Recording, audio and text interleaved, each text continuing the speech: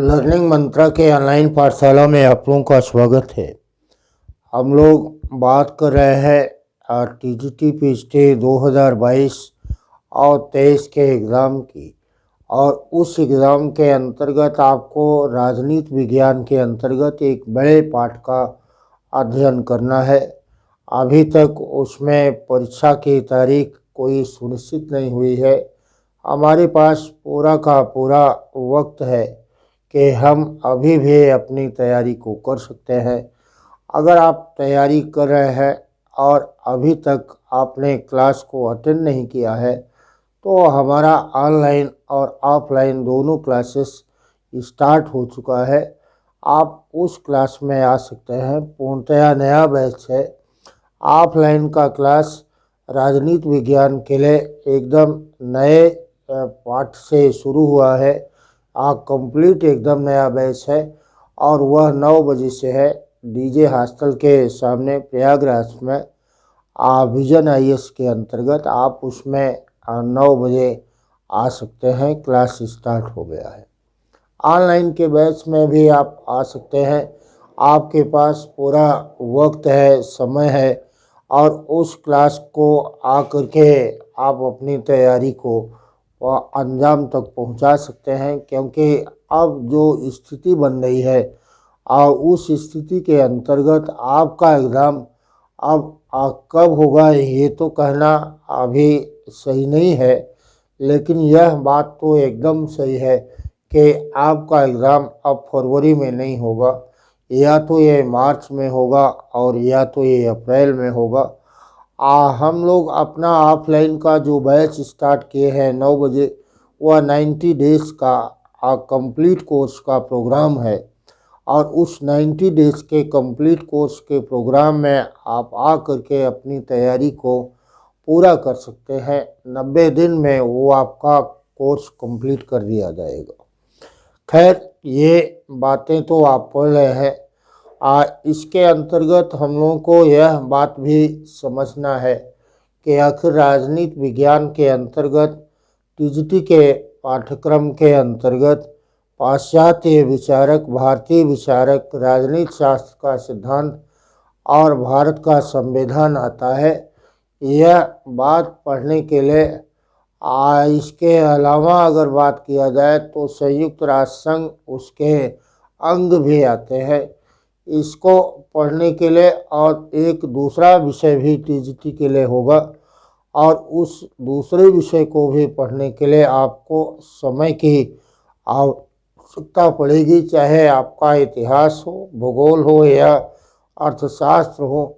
अगर आप इस बात को सोच रहे हैं कि परीक्षा की तारीख आ जाएगी तब हम तैयारी करना स्टार्ट करेंगे, तो परीक्षा की तारीख 2 महीने बाद आएगी, ये हो सकता है।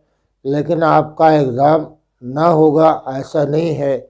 आपका एग्ज़ाम भी होगा, परीक्षा की तारीख का ऐलान भी होगा। लेकिन आप कितना उस एग्ज़ाम के लिए प्रिपेयर है, महत्वपूर्ण बात यह है कि अच्छा विद्यार्थी वह है जो अपनी तैयारी को तैयार करके रखता है, इस बात का इंतज़ार नहीं करता है कि परीक्षा की तारीख आएगी तब हम लोग पढ़ना स्टार्ट करेंगे। पाठ्यक्रम बड़ा है, कंपटीशन भी काफ़ी अधिक है। आज सीटों की संख्या पिछले बार की तुलना में कम है, इसलिए कंपटीशन और भी ज़्यादा कठिन होने की संभावना है। ऐसी स्थिति में आप अपने आप को कंफर्ट जोन में अगर रखने की गलती कर रहे हैं तो ये गलत है। आप तैयारी को अपने अंजाम तक पहुंचाएं। इस बात को मान कर चले कि आपका एग्ज़ाम अगर फरवरी में नहीं हो रहा है तो मार्च में या अप्रैल में तो एग्ज़ाम हर हाल में हो ही जाएगा। इसलिए इस सारे पाठ्यक्रम को समझने के लिए 2 विषयों की तैयारी करने के लिए इसके अलावा भी आपके सामने और भी एग्ज़ाम है। ऐसा नहीं है कि राजनीति विज्ञान या इतिहास या भूगोल और सामाजिक विज्ञान के अंतर्गत ये विषय आपको खाली टीजीटी के लिए ही है, बल्कि इसके अलावा भी केवीएस की वैकेंसी आई है और 5 दिसंबर से 26 दिसंबर के बीच में उसका फॉर्म भरा जाना है। आप उसके फॉर्म को डाल दीजिए और उसके फॉर्म को डाल करके उसके सिलेबस को, पाठ्यक्रम को सम्मिलित कर लीजिए, क्योंकि उस केवीएस के एग्ज़ाम में पाठ्यक्रम थोड़ा सा सब्जेक्ट मैटर के साथ साथ थोड़ा और भी अधिक है, जिसमें आपको इस बात की जांच की जाएगी कि आप कंप्लीट शिक्षक हैं। तो अच्छा है, क्योंकि शिक्षक होने के लिए पेडागॉजी का आना बहुत आवश्यक है।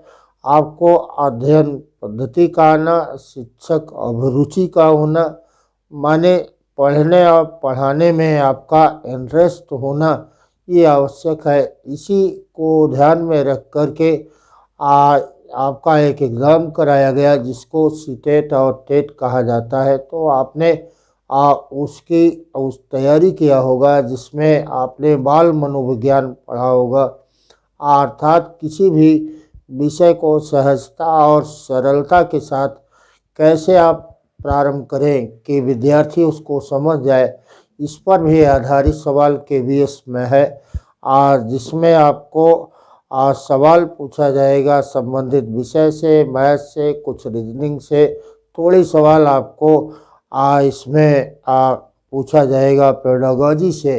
तो पेडागॉजी का अभी सवाल आप तभी हल कर पाएंगे जब आप पॉजिटिव नेचर में सवालों को पॉजिटिव नेचर में आप देखने का प्रयास करेंगे, उसका अभ्यास करेंगे। तो ये रहा आपके केवीएस का। दूसरी महत्वपूर्ण बात इन्फॉर्मेशन के है कि एलटी और जीआईसी के जो भी बातें थी लोक सेवा आयोग में, आपने देखा होगा अपॉइंटमेंट लेटर सबको मिल गया। अपॉइंटमेंट लेटर मिलने के साथ साथ इस बात पर भी चर्चा हुई कि नई वैकेंसी का मामला जो हाई कोर्ट में था काफ़ी हद तक वह भी सॉर्ट आउट हो गया। और जब वह मामला सॉर्ट आउट हो गया है तो नई वैकेंसी 2018 के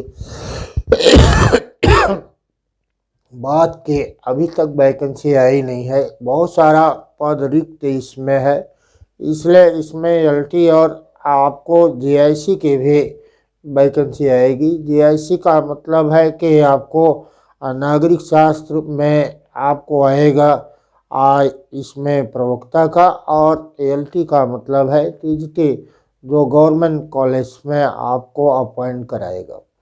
तो यह चांस है। इसमें एक अन्य महत्वपूर्ण बात है कि इसमें आपको जहां पर सवाल पूछा जाएगा विषय से, वहीं पर आपको 30 सवाल पूछे जाएंगे। जनरल स्टडीज से भी, सामान्य अध्ययन से भी आपको सवाल पूछा जाएगा। इस बात को ध्यान में रखकर आपको तैयारी करना है कि हमारा सवाल गलत ना हो, क्योंकि इसके अंतर्गत आपको पूछे जाने वाले सवालों के संदर्भ में माइनस मार्किंग भी है। इसलिए आपका एलटी का एग्ज़ाम, जीआईसी का एग्ज़ाम, केवीएस का एग्ज़ाम या आपको टीजीटी पीजीटी का एग्ज़ाम, इतना सारा एग्ज़ाम है।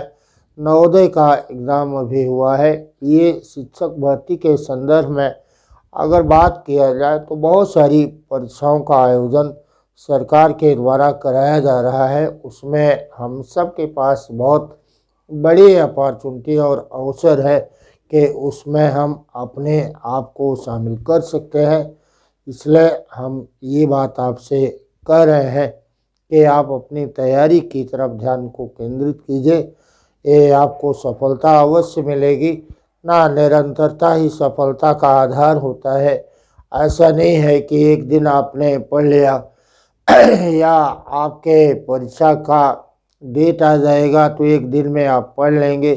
यह केवल अपने आप को भुलाने का प्रयास है। इसलिए अगर आप चाहते हैं कि वह पद्धति हम अपनाएं जिसके द्वारा हम एग्ज़ाम को पहले ही प्रयास में, अगर आप एग्ज़ाम दे रहे हैं तो पहले ही प्रयास में हम सफलता को हासिल कर ले, तो इसके लिए आवश्यक है कि आज जो पढ़ने का पुराना परीक्षा पैटर्न था आपका, उस पुराने परीक्षा पैटर्न को छोड़ दीजिए, क्योंकि विज्ञान का यह नियम होता है कि अगर आप परिणाम को बदलना चाहते हैं तो आपको प्रक्रिया में बदलाव करना होगा। इसलिए प्रक्रिया को बदलेंगे तो परिणाम अवश्य बदलेगा। और अगर आप खाली परिणाम को सोचेंगे और काम नहीं करेंगे तो परिणाम वही होगा जो इसके पहले का था, वो दुख वाला होगा। इसलिए हमारी बात इसमें केवल इतनी है कि परीक्षा का परिणाम आने पर दुखी होने से ज़्यादा अच्छा है कि आप दुखे और चिंतन तब करें जबकि आप तैयारी कर रहे हैं, क्योंकि परिणाम पर आपका अधिकार नहीं है, लेकिन तैयारी पर, प्रयत्न पर आपका परिणाम है। आप पीजीटी की अगर बात करते हैं तो इसमें 3 और टॉपिक बनता है, और जिसमें आपको पब्लिक एडमिनिस्ट्रेशन, तुलनात्मक राजनीति विज्ञान और अंतर्राष्ट्रीय राजनीति आता है। इसको भी आपको पढ़ना होगा। ये बड़ा एक वाइड पाठ्यक्रम है, इसलिए इस पूरे पाठ्यक्रम के अंतर्गत आप तैयारी करें। अगर क्लास को आपने अटेंड कर लिया है हमारे, या क्लास को अटेंड करना चाहते हैं तो मोस्ट वेलकम है। लेकिन ऐसे विद्यार्थी जो क्लास को नहीं अटेंड किए हैं, क्लास को अटेंड नहीं कर पाएंगे किन्हीं कारणों से, उनके लिए भी है कि आप एनसीईआरटी की किताब राजनीति विज्ञान कक्षा 9, 10, 11, 12 या पॉलिटिकल थ्योरी और थॉट्स पर ओपिगावा की किताब और संविधान के संदर्भ में एम लक्ष्मीकांत की किताब को अगर आप ले लें और पढ़ना शुरू करें, प्रीवियस ईयर के सवालों को आप देख लेते हैं कि ये सवाल हमको आप पिछले बार पूछा गया है। एक टॉपिक को आपने पढ़ा, प्लेटो पढ़ा, प्लेटो पर आपने देखा कि वो सवाल कौन सा है जो आपके एग्ज़ाम में पूछा गया है, तो आप उसको देख लेते हैं तो आपके सवाल तब भी गलत नहीं होंगे, किसी भी हालात में गलत नहीं होंगे। अब हमारी भी किताब है जिसमें आपको वर्कबुक दिया हुआ है, जितने भी सवाल बन सकते हैं वे सारे सवाल उसमें सम्मिलित किए गए हैं। और सबसे महत्वपूर्ण बात है कि उन सवालों में प्रश्न के उत्तर के गलत होने की कोई संभावना नहीं है। ये आप पढ़ें। प्रश्नानुसार राजनीति विज्ञान में प्रश्नानुसार उसका उत्तर बदल जाता है, इसलिए कम पढ़ा लिखा विद्यार्थी अनेक बार सवालों के उत्तर में कंफ्यूज हो जाता है। इसलिए आपको बात मालूम है कि राजनीति विज्ञान एक कॉन्सेप्चुअल सब्जेक्ट है। अगर आपका कंसेप्ट क्लियर है तो राजनीति विज्ञान को पढ़ने की बहुत आवश्यकता नहीं पड़ती है, ज़्यादा आवश्यकता समझने की पड़ती है। इसमें रटने जैसी बातें कम हैं, कंसेप्ट की बातें ज़्यादा हैं। इसलिए इसको अगर आपने एक बार पढ़ लिया तो आपको बार बार नहीं पढ़ना पड़ता है। इसलिए हमारी आपसे ये गुजारिश है कि आप सब्जेक्ट को कंसेप्ट के अनुसार पढ़ने का प्रयास करें। आपको विषय वस्तु में आनंद भी आएगा और एग्ज़ाम में सफलता भी अवश्य आपको प्राप्त होगी। ना ये कहा गया है कि निरंतरता ही अभ्यास का आधार है, प्रैक्टिस मेक्स मैन परफेक्ट। इस बात के साथ हम लोगों की आज की यह बात यहीं तक है। किसी नए टॉपिक के संदर्भ में पुनः आपसे बात करते हैं। तब तक के लिए धन्यवाद। जय हिंद।